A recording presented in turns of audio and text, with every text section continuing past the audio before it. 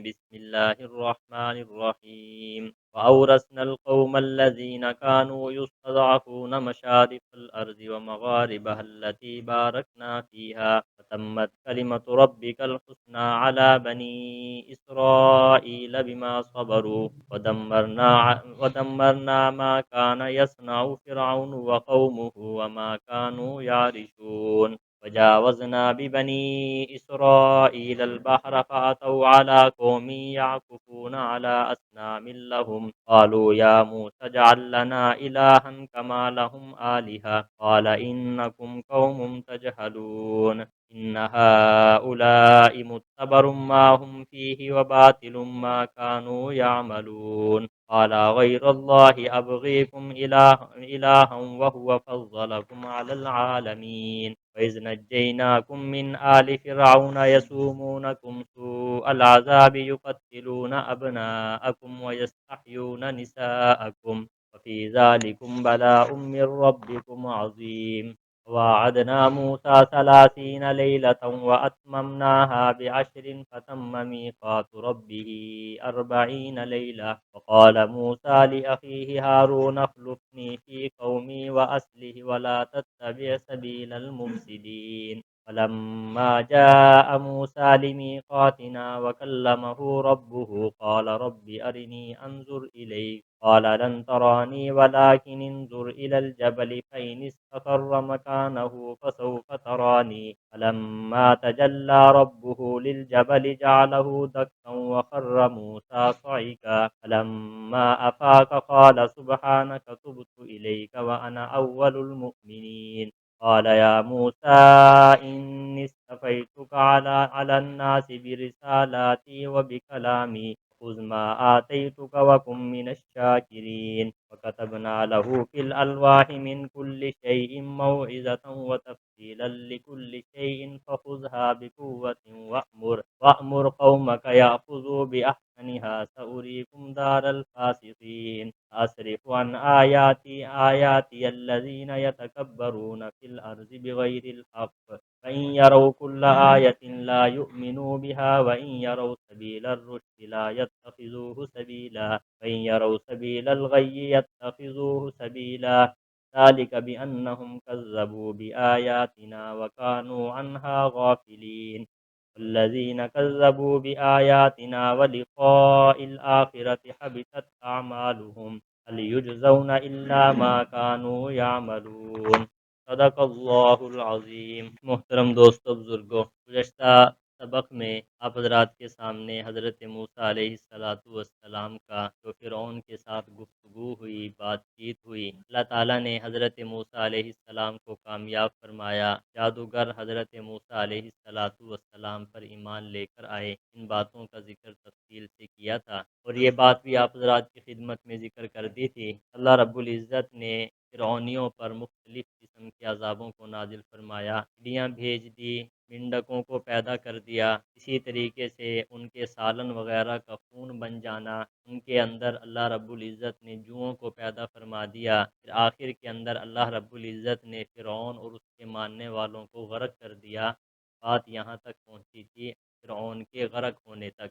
آج کی یہ جو آیات مبارکہ آپ کے سامنے پڑھی ہیں، فرعون کے غرق ہونے کے بعد کے واقعات اللہ تعالیٰ نے ان آیات میں ذکر فرمائے ہیں۔ پہلی بات تو اللہ تعالیٰ نے بطور انعام کے ذکر فرمایا وَأَوْرَثْنَا الْقَوْمَ الَّذِينَ كَانُوا يُسْتَضْعَفُونَ، ہم نے وارث بنا دیا ان لوگوں کو جو کمزور سمجھے جاتے تھے، مشارق الارض و مغاربہا، زمین کے مشرقوں کا اور زمین کے مغربوں کا۔ بنی اسرائیلی جو موسیٰ علیہ السلام کو ماننے والے تھے، وہ کمزور سمجھے جاتے تھے، فرعون ان سے کام لیتا، وہ فرعونیوں کے گھروں کے اندر کام کرتے، فرعون ان سے مزدوری کرواتا، ان کے پیسے نہ دیتا، ان پہ ظلم کرتا، ان کے بچوں کو قتل کرتا، بچوں کو زندہ رکھتا، سارے کے سارے جو مظلوم تھے، اللہ رب العزت نے فرعونیوں کی جو زمینیں تھی، جائیدادیں تھیں، فرعون کو غرق کرنے کے بعد ان کو مالک بنا دیا۔ اللہ تعالیٰ قادر ہیں، بعض مرتبہ کسی کو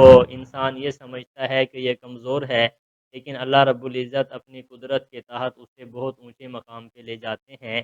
اللہ رب العزت کی قدرتیں ہوا کرتی ہیں۔ آگے فرمایا وہ مغارب التی بارکنا فیہا، وہ زمین جس میں ہم نے برکت دی تھی۔ اب کون سی زمین کا اللہ تعالیٰ نے مالک بنایا؟ بعض مفسرین نے لکھا ہے کہ ملک شام کا اللہ تعالیٰ نے بنی اسرائیلیوں کو مالک بنایا، کیونکہ ملک شام کے بارے میں اللہ رب العزت نے برکت کا ذکر فرمایا ہے، جیسا کہ معراج والا واقعہ سبحان الذی اسریٰ بعبدہ لیلا من المسجد الحرام الی المسجد الاقصی الذی بارکنا حولہ۔ بہرحال اللہ تعالیٰ نے بنی اسرائیلیوں کو مالک بنا دیا۔ آگے فرمایا وتمت کلمۃ ربک الحسنی، پورا ہو گیا آپ کے رب کا اچھا وعدہ علی بنی اسرائیل، بنی اسرائیل پر، بما صبروا، ان کے صبر کی وجہ سے، کہ انہوں نے فرعون کے ظلم پر صبر کیا۔ اللہ رب العزت نے ان کے ساتھ جو وعدہ کیا تھا اچھائی والا، کہ ملکیت، بادشاہت اللہ رب العزت نے ان کو دینی تھی، وہ دے دی۔ آگے فرمایا ودمرنا ما کان یصنع فرعون، اللہ فرما رہے ہیں ہم نے وہ چیزیں جن کو فرعون اور اس کی قوم نے بنائی تھی، وما کانوا یعرشون، ان چیزوں کو ہم نے گرا دیا، اور جو اونچی اونچی عمارتیں بناتے تھے۔ بنی اسرائیلی جو ہیں اللہ تعالیٰ نے ان کو مالک بنا دیا فرعونوں کے محلات کا، ان کے جو بڑے بڑے محلات تھے اللہ رب العزت نے فرعون کو غرق کیا اور بنی اسرائیلیوں کو اس کا مالک بنا دیا۔ فرعون کے غرق ہونے کا واقعہ آپ حضرات کے علم میں ہی ہے کہ بنی اسرائیلی آگے گزر گئے، اور جو فرعون اور اس کے ماننے والے پیچھے تھے، اللہ رب العزت نے اپنی قدرت کے تحت دریا کے اندر راستے بنا دیے۔ پھر جب فرعون داخل ہوا، اس کے لشکر اور فوجیں داخل ہوئی، اللہ رب العزت نے پانی کو ملا دیا، اس طریقے سے فرعون اور اس کے ماننے والے غرق ہوئے۔ حضرت موسیٰ اور اس کے ماننے والے اللہ رب العزت نے ان کو نجات عطا فرمائی۔ آگے ارشاد فرمایا وجاوزنا ببنی اسرائیل البحر، گزار دیا ہم نے بنی اسرائیل کو سمندر سے، آتوا علی قوم یعکفون، پھر آئے بنی اسرائیل ایسے قوم پر جو جمے بیٹھے تھے، علی اصنام لہم، اپنے بتوں پر۔ جب اللہ تعالیٰ نے بنی اسرائیلیوں کو نجات دی اور فرعون کو غرق کیا، تو دریا سے پار ہوتے ہی انہوں نے ایک آگے بستی کے اندر جا کر دیکھا کچھ لوگوں نے مورتیاں بنائی ہوئی ہیں، بت بنائے ہوئے ہیں، ان کو معبود بنایا ہوا ہے، ان کے سامنے بیٹھے ہوئے ہیں۔ بنی اسرائیلیوں نے ان کو دیکھ کر حضرت موسیٰ علیہ السلام سے مطالبہ کر دیا کہ ہمیں بھی ایسا ہی معبود چاہیے جیسا کہ ان لوگوں کا معبود ہے۔ ہمارے استاد محترم رحمۃ اللہ علیہ لکھتے ہیں کہ ہمیشہ انسان پر جو اثرات ہوا کرتے ہیں وہ بڑے لوگوں کے ہوا کرتے ہیں، چاہے زبان سے کسی بات کو ذکر کیا جائے یا نہ کیا جائے، بڑے لوگوں کے اثرات انسان کے جسم پر، انسان کے معاملات میں خود بخود آ جایا کرتے ہیں۔ جیسا کہ بڑے لوگ پینٹ پہننا انہوں نے شروع کی ہے، اور چھوٹے ان کی دیکھا دیکھی کے اندر ہی یہ عادات انسانوں کے اندر منتقل ہو جایا کرتی ہیں۔ تو فرمایا کہ فرعون اور اس کے ماننے والے جو پوجا کیا کرتے تھے فرعون کی اور اسی قسم کی مورتیوں کی، جب بنی اسرائیلی آگے گئے، انہوں نے دیکھا کہ وہ لوگ بتوں کی پوجا کر رہے ہیں، تو انہوں نے اسی قسم کے خدا کا مطالبہ کیا۔ اللہ تعالیٰ نے یہاں پہ اسی بات کو ذکر فرمایا، یعکفون علی اصنام لہم، ایسی قوم پر جمے بیٹھے تھے اپنے بتوں پر، قالوا یا موسیٰ اجعل لنا الہا کما لہم آلہہ، تو بنی اسرائیل نے کہا اے موسیٰ بنا دے ہمارے لیے معبود جیسا کہ ان کے لیے مختلف معبود ہیں۔ بنی اسرائیلی حضرت موسیٰ علیہ السلام کو کہنے لگے ہمیں بھی ایسا خدا چاہیے جیسا کہ ان کا خدا ہے، ہمیں بھی ایسا معبود آپ لا کر دے دیں تو ہم اس کی عبادت کریں گے۔ قال انکم قوم تجہلون، موسیٰ علیہ السلام نے فرمایا بے شک تم جاہل لوگ ہو، تمہیں ابھی عقل نہیں آئی، جہالت کے مارے ہو، انہی چیزوں کو تو پیچھے چھوڑ کر آئے ہیں، اور پھر آگے جا کر تم نے پھر وہی مطالبہ کر دیا کہ ہمیں بھی ایسے ہی معبود چاہیے، تم تو جاہل لوگ ہو۔ ان ہؤلاء متبر ما هم فیہ وباطل ما كانوا یعملون، بے شک یہ لوگ برباد کی ہوئی ہے وہ چیز جس میں یہ لگے ہوئے ہیں، اور باطل ہے وہ چیز جو یہ کرتے ہیں۔ موسیٰ علیہ السلام نے ان کو سمجھایا کہ یہ تو بربادی میں پڑے ہوئے ہیں، اور یہ باطل ہیں جن چیزوں کی یہ پوجا کرتے ہیں۔ قال اغیر اللہ ابغیکم، موسیٰ علیہ السلام نے فرمایا کہ اللہ کا غیر میں تمہیں الہ تلاش کروں، یعنی اللہ کے علاوہ کسی اور کو تمہارے لیے معبود بنا دوں؟ فرمایا الہ وہو فضلکم علی العالمین، حالانکہ اس نے تمہیں جہان والوں پر فضیلت دی ہے۔ موسیٰ علیہ السلام نے سمجھایا کہ یہ تم غلط مطالبہ کر رہے ہو، اللہ رب العزت نے تمہیں جہان والوں پر فضیلت دی ہے، اور تم اللہ کے علاوہ اور معبودوں کو تلاش کر رہے ہو۔ یہ فضیلت سے مراد اپنے وقت کی فضیلت ہے۔ اللہ تعالیٰ نے بنی اسرائیلیوں کو تمام جہانوں پر اپنے وقت میں فضیلت عطا فرمائی تھی۔ نبی کریم سرور دو عالم صلی اللہ علیہ وسلم جب تشریف لائے تو آپ کی امت کو اللہ تعالیٰ نے سب امتوں پر فضیلت عطا فرمائی ہے۔ آگے فرمایا وَإِذْ نَجَّيْنَاكُم مِّنْ آلِ فِرْعَوْنَ، موسیٰ علیہ السلام نے احسانات یاد دلائے۔ بعض مرتبہ احسان یاد دلانے کے ساتھ لوگ اللہ کی طرف متوجہ ہو جاتے ہیں۔ موسیٰ علیہ السلام فرما رہے ہیں یاد کیجئے جب ہم نے تمہیں نجات دی فرعون کے لوگوں سے جو تمہیں سخت عذاب پہنچاتے تھے۔ اللہ تعالیٰ نے موسیٰ علیہ السلام کی زبانی ان کو احسانات جتلوائے۔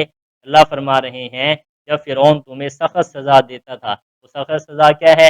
گزشتہ سبق میں گزر چکا ہے کہ ان کے بچوں کو قتل کرتا اور ان کی بچیوں کو زندہ رکھتا۔ یہ بہت بڑا سخت عذاب تھا، سخت تکلیف ہوتی تھی والدین کو، ان کی اولاد کو قتل کر دیا جائے، بہت بڑا صدمہ ہوتا ہے۔ اللہ فرما رہے ہیں یاد کیجئے جب ہم نے تمہیں نجات دی فرعون کے لوگوں سے جو تمہیں سخت عذاب پہنچاتا تھا۔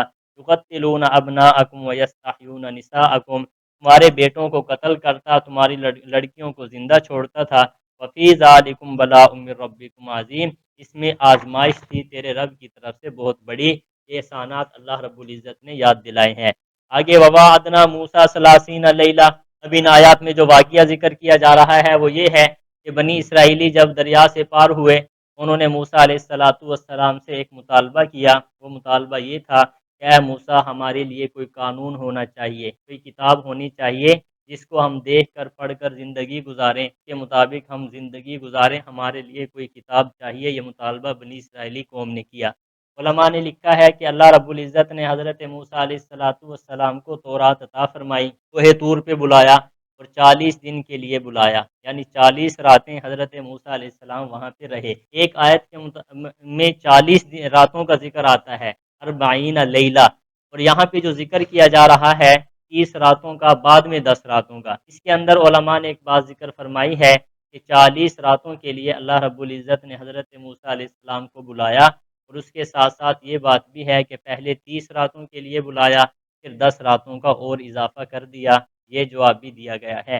دوسرا یہ جواب دیا گیا ہے اللہ تعالیٰ نے 30 راتوں کے لیے بلایا، جب 30 راتیں مکمل ہو گئی تو باقی 10 راتوں کے اندر تھوڑی تھوڑی کر کے اللہ رب العزت نے ان کو تورات کی تختیاں عطا فرمائی، تو 30 اور 10 کتنی ہو گئی؟ 40 ہو گئی۔ اللہ رب العزت نے موسیٰ علیہ السلام کو 40 راتوں کے لیے بلایا۔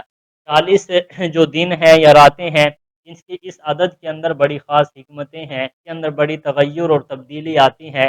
احادیث طیبہ کے اندر آتا ہے جب ماں کے رحم کے اندر جو نطفہ ہوتا ہے 40 دن تک پڑا رہتا ہے، 40 دن کے بعد پھر وہ خون میں تبدیل ہو جاتا ہے، پھر اس کے بعد 40 دن گزر جائیں تو وہ گوشت کا لوتھڑا بن جاتا ہے، پھر 40 دن کے بعد اس کی جو ہے جسم وغیرہ بننا شروع ہو جاتا ہے۔ ہر 40 دن کے بعد جو ہے تبدیلی آنا شروع ہو جاتی ہے۔ اسی طریقے سے سرور کائنات صلی اللہ علیہ وسلم نے فرمایا جو آدمی 40 دن تک تکبیر اولیٰ کے ساتھ نماز ادا کرتا ہے، اللہ تعالیٰ 2 پروانے عطا فرماتے ہیں، جہنم سے آزادی کا پروانہ ہے اور نفاق سے دوری کا پروانہ ہے۔ ہر حال 40 کے عدد کے اندر خاص اللہ رب العزت نے ایک حکمت رکھی ہے کہ 40 دن کے اندر انسان کے اندر تبدیلی آ جایا کرتی ہے۔ موسیٰ علیہ السلام کو اللہ رب العزت نے بلایا اور 40 راتوں وہاں رکھنے کے بعد اللہ نے تورات عطا فرمائی، اس کا ذکر یہاں پہ کیا جا رہا ہے۔ وعدنا موسیٰ 30 لیلہ، ہم نے وعدہ کیا موسیٰ علیہ السلام سے 30 راتوں کا، واتممناہا بعشر، اور تتمہ بنایا ان 30 راتوں کا 10 کو، فتم میقات ربہ 40 لیلہ، پورا ہو گیا اس کے رب کا متعین کیا ہوا وقت 40 راتیں۔ اللہ تعالیٰ نے موسیٰ علیہ السلام کو کہاں بلایا بھائی؟ کوہ طور پہ، خلوت کے اندر بلایا۔ ہمارے شیخ رحمہ اللہ تعالیٰ لکھتے ہیں کہ خلوت کے اندر اللہ کی عبادت کرنے میں بہت مزہ آتا ہے، اسی وجہ سے انسان کی اصلاح ہوتی ہے۔ الگ میں بیٹھ کے جب انسان اللہ کو یاد کرتا ہے، اللہ کا ذکر کرتا ہے، وہ کیفیات ہی الگ ہوا کرتی ہیں اور بہت جلد انسان کے دل کے اندر تبدیلی آ جاتی ہے۔ ہمارے ہاں یہ ہے کہ ہم خلوت اختیار نہیں کرتے، خلوت اختیار کرنی چاہیے۔ سرور دو عالم صلی اللہ علیہ وسلم کے بارے میں آتا ہے کہ جب آپ کو غار حرا کے اندر آپ خلوت اختیار کیا کرتے تھے، نبوت ملنے سے پہلے آپ غار حرا میں چلے جاتے اور وہاں پہ بیٹھ کے اللہ کی عبادت کیا کرتے تھے۔ اسی کو تو اکبر الہ آبادی شاعر جو تھا اس نے کہا ہے خدا کی قدرت دیکھیے کیا آگے ہے کیا پیچھے، خدا کی قدرت دیکھیے کیا آگے ہے کیا پیچھے، نظر آتا ہے مجھ کو بدر سے غار حرا پہلے۔ بہت بڑا واقعہ اس نے اس کے اندر سمو دیا۔ اللہ کی قدرت دیکھیے، میدان بدر میں حضور کو بعد میں بھیجا، پہلے غار حرا میں بلایا۔ غار ہلا میں بلا کے آپ الگ بیٹھتے، اللہ کی عبادت کرتے، پھر اللہ کی عبادت کرنے کے بعد نبوت عطا فرمائی، نبوت عطا فرمانے کے بعد پھر میدان بدر کے اندر بھیج دیا۔ اسی لیے کوئی بڑا کام شروع کرنے سے پہلے ضروری ہے کہ اپنے دل کو خالی کر لیا جائے، خلوت کے اندر اللہ کا ذکر کرنے کا ہمیں معمول بنانا چاہیے۔ اس سے بہت جلد انسان کے دل اور دل و دماغ کے اندر تبدیلی آتی ہے، اس سے بہت زیادہ فوائد حاصل ہوتے ہیں، جیسا کہ موسیٰ علیہ السلام کو خلوت میں بلایا۔ آگے ارشاد فرمایا وقال موسیٰ لأخیہ، موسیٰ علیہ السلام کوہ طور پہ تشریف لے جا رہے ہیں، جب جانے لگے تو اپنی جو ذمہ داری تھی قوم کی اصلاح کی وہ کس کے ذمہ سونپنی تھی اس کا ذکر کیا جا رہا ہے۔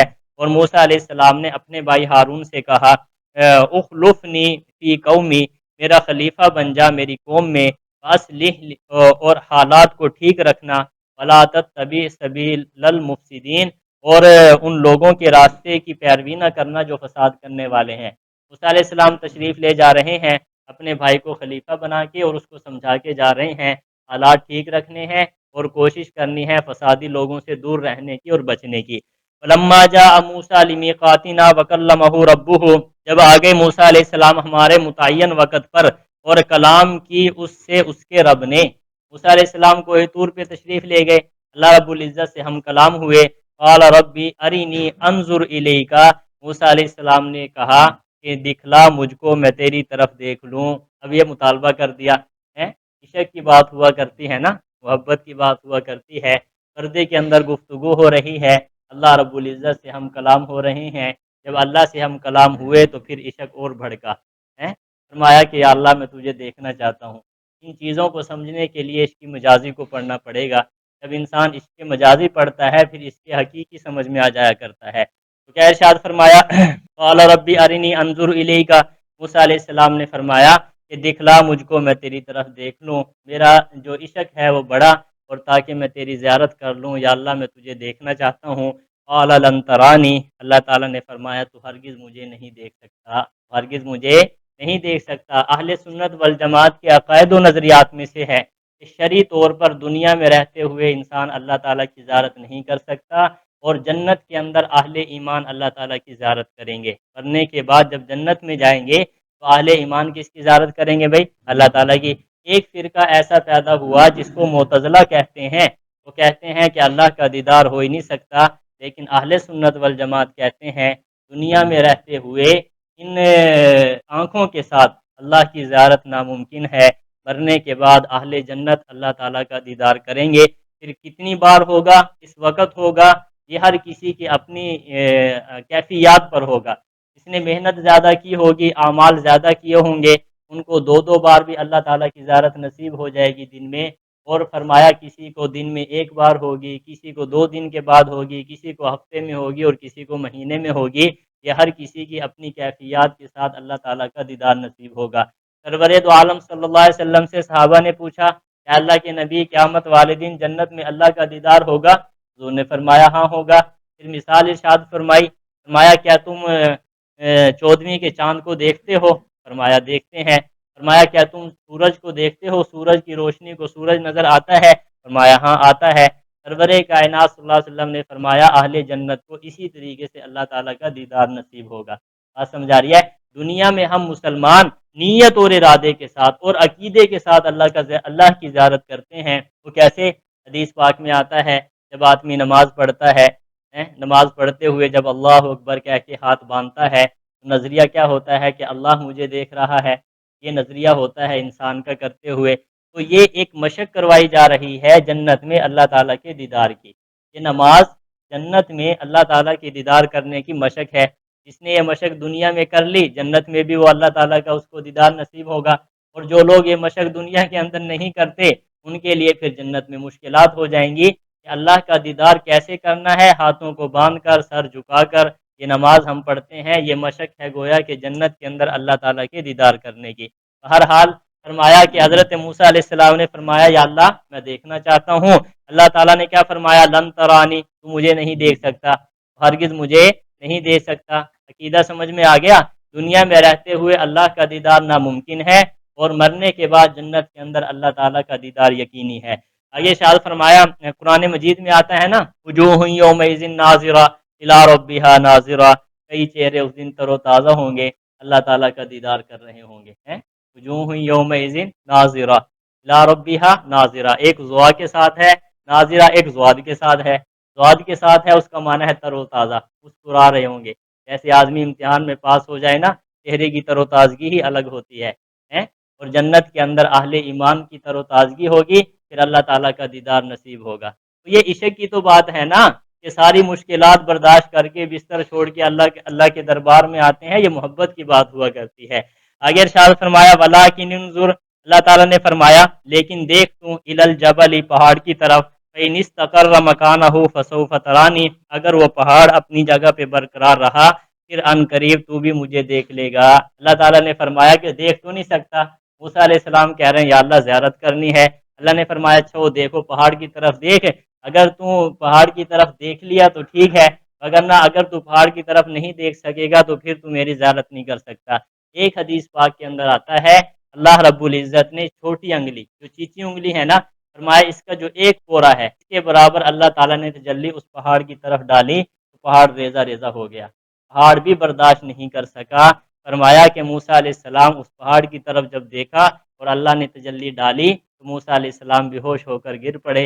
اسی واقعے کو ذکر کیا جا رہا ہے۔ فرمایا فلما تجلی ربہ، جس وقت ان کے رب نے پہاڑ پر تجلی ڈالی، جعلہ دکا وخر موسیٰ صعیقا، اس پہاڑ کو ریزہ ریزہ کر دیا، اس تجلی نے اس پہاڑ کو ریزہ ریزہ کر دیا، وخر موسیٰ صعیقا، موسیٰ علیہ السلام بے ہوش ہو کر گر پڑے۔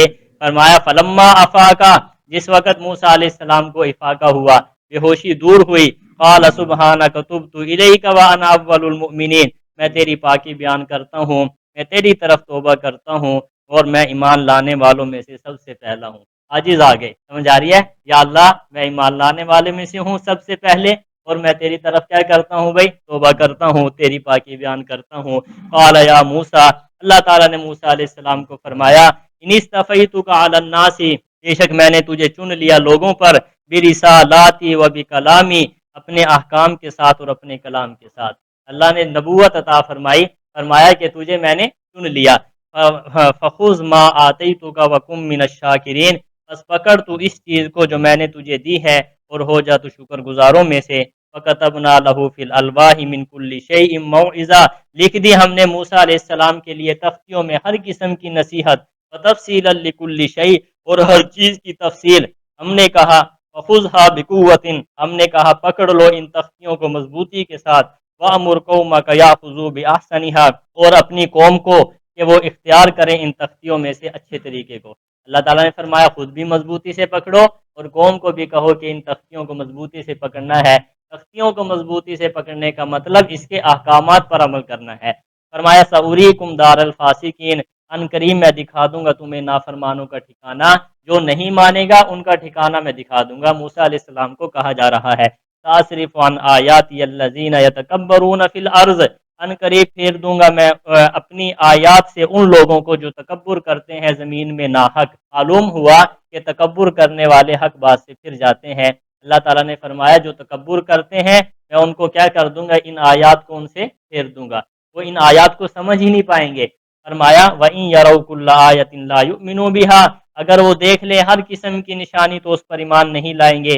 وَإِن يَرَوْا سَبِيلَ الرُّشْدِ لَا يَتَّخِذُوهُ سَبِيلًا، اگر دیکھیں یہ ہدایت کا راستہ تو اس کو راستہ اختیار نہیں کریں گے۔ یعنی تکبر اور جن لوگوں میں آ جاتا ہے چاہے جتنی بھی نشانیاں آ جائیں وہ ایمان لے کر نہیں آ سکتے۔ وَإِن يَرَوْا سَبِيلَ الْغَيِّ يَتَّخِذُوهُ سَبِيلًا، اگر دیکھیں گے گمراہی کا راستہ تو اس کو راستہ اختیار کر لیں گے۔ ذَلِكَ بِأَنَّهُمْ كَذَّبُوا بِآيَاتِنَا، یہ اس وجہ سے ہے کہ یہ ہماری آیات کو جھٹلاتے تھے، وَكَانُوا عَنْهَا غَافِلِينَ، اور وہ ان آیات سے غفلت برتتے تھے۔ معلوم ہوا تکبر کی بڑی نحوست ہے، ہمیں تکبر سے بچنا چاہیے۔ وَالَّذِينَ كَذَّبُوا بِآيَاتِنَا، وہ لوگ جو ہماری آیات کو جھٹلاتے ہیں، وَلِقَاءِ الْآخِرَةِ حَبِطَتْ أَعْمَالُهُمْ، اور آخرت کی ملاقات کو جھٹلاتے ہیں ان کے اعمال بیکار ہو گئے۔ آخرت کا انکار اور اللہ کی ملاقات کا انکار۔ ایک حدیث میں آتا ہے جو اللہ کی ملاقات کرنا چاہتا ہے اللہ اس کو ضرور اپنی ملاقات کروائیں گے، جو اللہ تعالیٰ کی ملاقات نہیں چاہتا فرمایا اللہ تعالیٰ کو بھی اس کی کوئی پرواہ نہیں۔ ہم اہل ایمان ہیں، ہم اللہ تعالیٰ کی ملاقات چاہتے ہیں کہ قیامت والے دن ہمیں اللہ سے ملاقات بھی ہو، اللہ کا دیدار بھی نصیب ہو۔ اس کے لیے ضروری ہے یہ نیک اعمال کرنا اور ایمان کی حفاظت کرنا۔ انسان پھر انشاءاللہ قیامت والے دن جنت میں اللہ سے ملاقات کرے گا۔ فرمایا حل یجزون الا ما كانوا يعملون، نہیں بدلہ دیے جائیں گے وہ مگر اس چیز کا جو وہ کرتے تھے۔ محترم ان آیات کو ہمیں سمجھنا چاہیے، اس پر عمل کرنا چاہیے، ہمت سے کام لیا کریں۔ درس قرآن سننا سنانا یہ بہت بڑی سعادت کی بات ہوا کرتی ہے۔ اللہ کے فضل و کرم سے کچھ ساتھی نئے آ رہے ہیں، اللہ رب العزت ان کو جزائے خیر دے، استقامت کے ساتھ سمجھنے سمجھانے کی توفیق عطا فرمائے اور ہمارے اس درس کو اللہ تعالیٰ قبول فرمائے۔ وآخر دعوانا الحمدللہ۔